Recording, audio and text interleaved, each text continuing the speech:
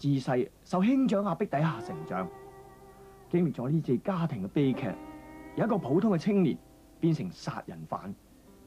經過咁多波折，佢內心世界又係點嘅呢？我特別要求黃冠高畫咗一幅圖畫，交俾心理專家分析啊。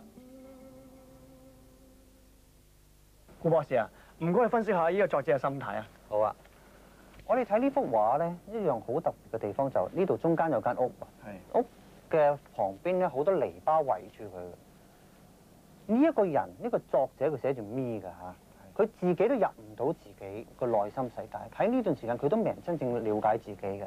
咁你睇下佢到底係點樣？不如係呢度有兩朵花，呢度有兩棵樹，呢度有兩棵樹。呢啲往往都係雙親嘅表現嚟嘅，爸爸媽媽嘅表現。嗱，爸爸係高一啲嘅，媽媽矮啲嘅。嗱，你媽媽呢一棵樹咧係好混亂嘅。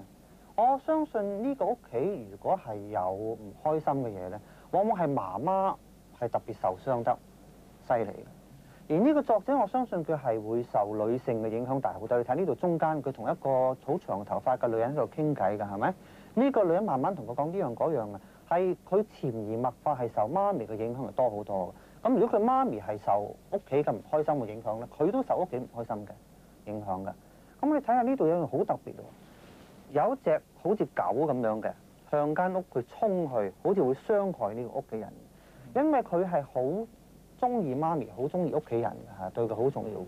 佢就即刻去保護屋企人啦，喺呢個車一路衝出去，唔俾呢隻狗去傷害佢屋企人，去保護家園，保護佢屋企人。